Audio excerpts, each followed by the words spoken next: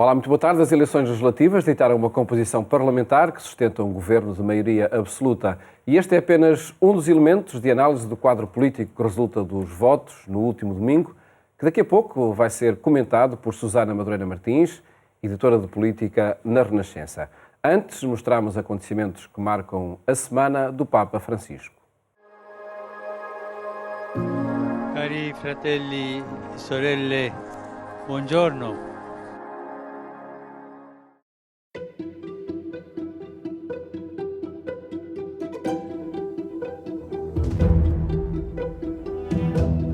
É um alerta forte que chega do Papa. Ninguém deve pensar que sabe tudo sobre Jesus.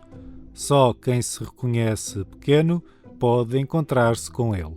Anche Gesù percorre la via dei profeti. Si presenta come non ce l'aspetteremmo. Non lo trova chi cerca miracoli. Se noi cerchiamo dei miracoli, non troveremo Gesù. Chi trova sensazioni nuove, esperienze intime, cose strane, no. Chi cerca una fede fatta di potenza e segni esteriori, no, non lo troverà.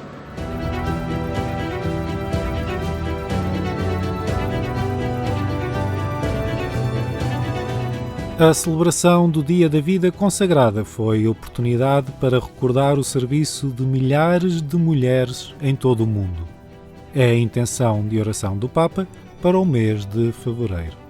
Les invito a luchar cuando en algunos casos son injustamente tratadas, incluso dentro de la Iglesia, cuando su servicio, que es tan grande, se lo reduce a servidumbre, y a veces por hombres de la Iglesia. No se desanimen, sigan dando a conocer la bondad de Dios a través de las obras apostólicas que hacen, pero sobre todo a través del testimonio de consagración.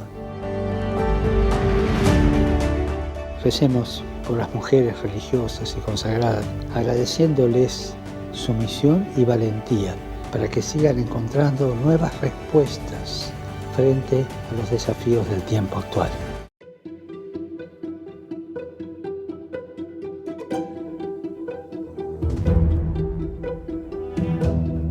Esta sexta-feira assinala-se o segundo Dia Mundial da Fraternidade Humana, convocado pela ONU, uma iniciativa nascida do encontro entre os filhos de Abraão e que quer chegar a todos. Fratellanza vuol dire tendere la mano agli altri, rispettarli e ascoltarli con cuore aperto. Auspico che si compiano passi concreti insieme ai credenti di altre religioni e anche alle persone di buona volontà per affermare che oggi è tempo di fraternità, evitando di alimentare scontri, divisioni, chiusure.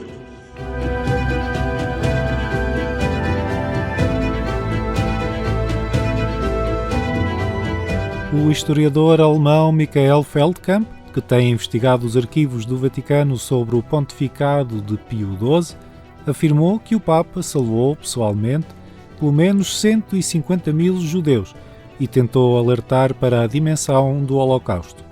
O historiador tem analisado os documentos que ficaram acessíveis pela primeira vez em março de 2020. E non dimenticatevi di pregare per me. Arrivederci.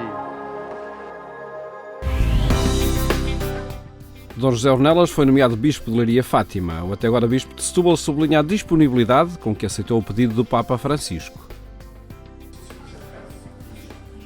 Nomeado para Leiria Fátima, Dom José Ornelas esteve em Setúbal 6 anos e reconhece que esperava estar por mais tempo para consolidar o seu projeto pastoral. Não esperava nada, que depois de 6 anos, dois dos quais, quase 2,5, já em termos de pandemia, não esperava nada desta mudança. Não vou, por isso não posso negar que isto não é uma situação agradável. Dom José afirma que acolhe o pedido do Papa com a disponibilidade de quem apenas quer servir a Igreja. Dom António Marto afirma que a Diocese ficará mais rica com a experiência pastoral do novo Bispo. O Sr. Dom José Ornelas traz consigo uma riqueza enorme e única para imprimir um novo impulso à renovação pastoral da Diocese e do Santuário de Fátima. Como missionário deoniano e depois superior-geral durante 10 anos da Congregação dos Padres Deonianos, é portador de uma visão enriquecedora e de uma experiência universal da Igreja e do mundo na diversidade dos 5 continentes. Quero saudar o Dom António Marto, com quem fui aprendendo a fazer caminho de amizade e de serviço na Igreja, que muito estimo. Aprendemos a ser amigos à sombra do Evangelho, e isso é sempre uma boa razão de viver na Igreja, e tenho o gosto, mas também o desafio de suceder-lhe nesta tradição, do Dom Serafim também ainda felizmente presente na vida da Diocese, e é esta tradição que eu quero aprender a conhecer melhor, aprender a conhecer com a gente de Leiria, com o seu clero, com os religiosos e religiosas, seminaristas, com todos aqueles que fazem esta diocese que eu comecei a ir conhecendo, mas que vamos conhecer. Não levo projetos. O projeto que levo é o projeto que a Igreja está a fazer, de uma Igreja sinodal, uma Igreja que conta com todos, que precisa de todos. No dia 13 de março, na Catedral de Leiria, Dom José Ornelas inicia o seu percurso neste novo desafio pastoral que o Papa Francisco lhe confiou. O arcebispo de Évora diz que a passagem dos símbolos poderá despertar uma rede de grupos juvenis que dê continuidade a esta experiência.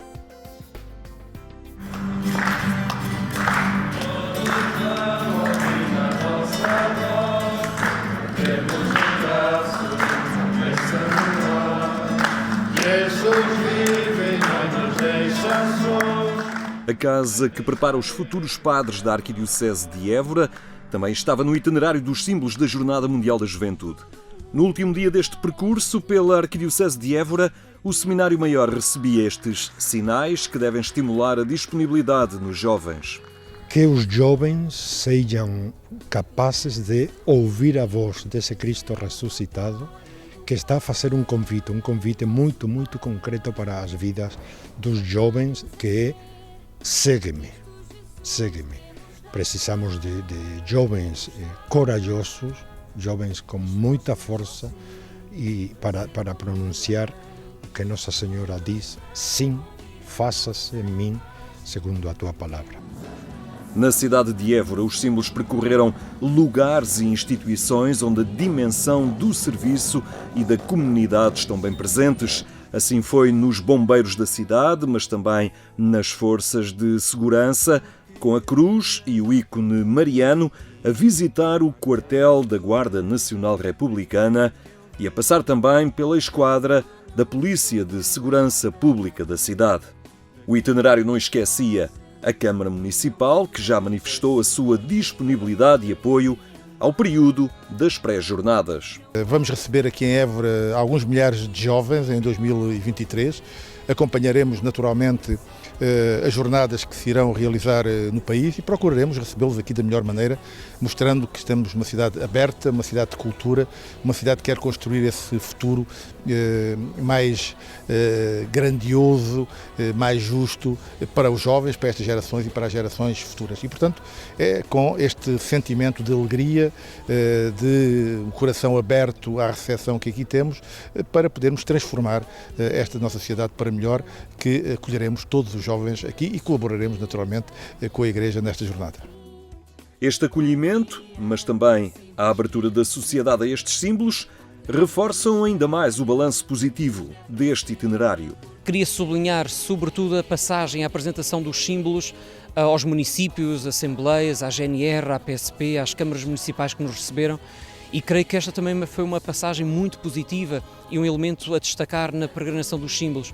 Foi a abertura que, fora da Igreja, se sentiu à questão das Jornadas Mundiais da Juventude e à Igreja, em que os municípios, os lares, as instituições, e podia sublinhar várias, sempre disponibilizaram estavam receptivas e percebi que estavam também sedentas de perceber o que é que isto é e se podiam também eles participar e como podiam participar.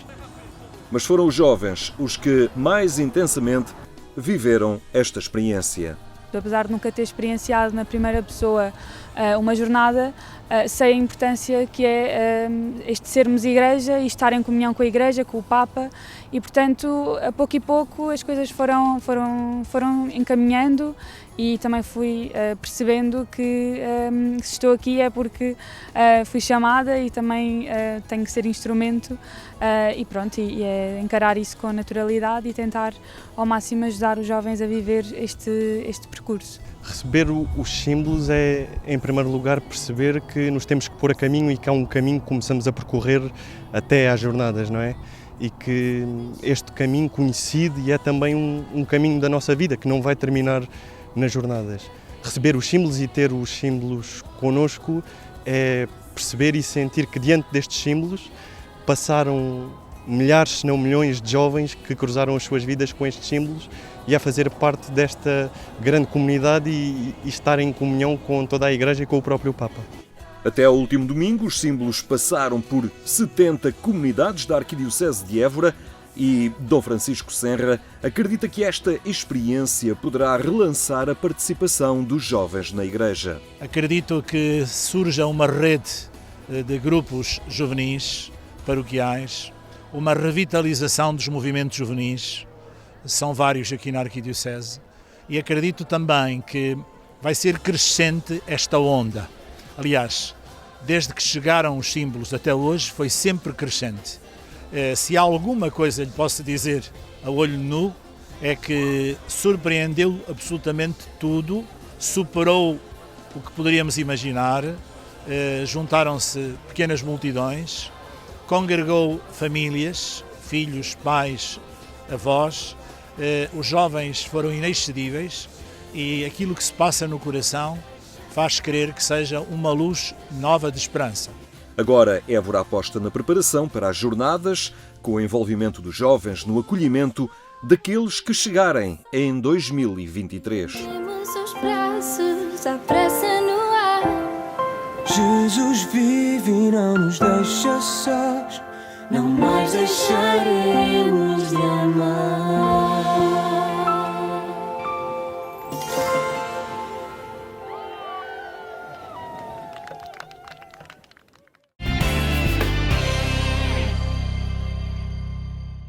Acompanhe estes e outros acontecimentos no portal agência.eclésia.pt. Agora é o comentário de Susana Madureira Martins ao quadro político que resultou das eleições legislativas no último domingo. Susana, boa tarde. Viva, boa tarde, Paulo. Obrigado por estares connosco. Agradeço muito. De facto, a maioria absoluta acaba por ser um elemento mais relevante das eleições deste domingo. Sim, foi retumbante e foi, sobretudo, surpreendente. E apanhou de surpresa, julgo que toda a gente, jornalistas e o próprio António Costa e o próprio Partido Socialista, com um pedido tão veemente durante a primeira semana da campanha oficial, dessa tão desejada maioria absoluta, e depois tão abafada na segunda semana, muito à conta das sondagens que foram saindo, com António Costa a baixar o tom e a pedir, sobretudo, entendimentos com todas as forças políticas no Parlamento, à exceção do Chega, como foi sempre dizendo. De notar que esta maioria absoluta, julgo que teve muita influência através das sondagens que foram saindo, antes, durante a campanha oficial das eleições, e influenciaram de facto o voto, chamando o voto útil e uma votação massiva, tendo em conta até, vejamos os números da abstenção, que baixaram bastante. E, portanto, houve aqui uma chamada a rebate desse voto útil, sobretudo à esquerda, não só do Partido Socialista, mas, sobretudo, a migração de voto de PCP e Bloco de Esquerda. Sentiu-se muito isso nesta votação em massa no Partido Socialista. Um castigo por não terem aprovado o Orçamento de Estado para 2022? Provavelmente. Isso foi o mais visível destas eleições, foi essa a queda quer do PCP, quer do Bloco de Esquerda na composição parlamentar é abrupta, passam praticamente para metade da composição parlamentar que tinham, e houve aqui uma espécie de castigo por esse voto e esse chumbo no Orçamento do Estado de 2022. No comportamento dos eleitores, podemos depreender que, de facto, o voto útil foi o garantir que, neste sair de pandemia, enfim, a estabilidade governativa pudesse ajudar todos funcionou, o voto útil funcionou e, sobretudo, funcionou aquela posição de António Costa de radicalizar o PSD e de aproximar o PSD ao Chega. E eu julgo que também o eleitorado de centro e de centro-esquerda também ter-se-á assustado com a possibilidade de o PSD, de facto, aproveitar a posição e a composição parlamentar eventual e agora certa do Chega para conseguir formar governo. E julgo que as pessoas, houve um certo eleitorado que de facto teve medo e que foi às urnas para tomar a sua posição. Ter a maioria absoluta, António Costa diz que não é o poder absoluto, o que é que podemos esperar? Vamos ver o que é que vai acontecer e a grande expectativa também é não só o que António Costa vai fazendo ao longo desta legislatura, que é uma legislatura muito longa, porque são 4 anos e meio, tendo em conta que as eleições se realizaram em janeiro, a legislatura vai até muito tarde de 2026. E, portanto, aí estou muito curiosa também de ver qual é que vai sendo a posição também de Marcelo Rebelo de Sousa, o Presidente da República, e se vamos ter mais Marcelo neste segundo mandato e com uma maioria absoluta, ou se António Costa vai de facto ser o fiscal de si próprio, como ele disse na noite eleitoral. A proximidade entre Marcelo e Costa podem nos antever que exista essa compreensão, exista o trabalho conjunto entre presidência e governo? A questão das relações institucionais é tida como excelente. António Costa fez questão de dizer isso. A grande questão é se o Presidente da República vai mudar ou não a sua atuação, tendo em conta esta maioria absoluta. Por melhores que sejam as relações entre o Primeiro-Ministro, que vai ser de novo indigitado, e o Presidente da República, eu julgo que Marcelo Rebelo de Sousa nunca deixará de ter o seu dedo e de exercer a sua magistratura de influência ao longo desta legislatura. E o que é que aconteceu à direita? A direita, enfim, sofreu uma erosão que esta maioria absoluta pôs a nu e há uma direita muito extremada que teve vantagem nestas eleições, com um discurso muito mobilizador. O Chega fica com 12 deputados, tinha um deputado. São votos de protesto de um eleitorado que também já não queria António Costa e, por outro lado, também não se revia em Rui Rio e na sua tese de colocar o PSD ao centro. E, portanto, houve uma migração do eleitorado do PSD para o Chega e para a Iniciativa Liberal e também do CDS, que ficou com a composição parlamentar a zeros, e para a Iniciativa Liberal houve migração de votos nitidamente para a Iniciativa Liberal por parte do CDS. Teremos partidos à direita reformistas ou demolidores, como ainda ouvíamos esta semana?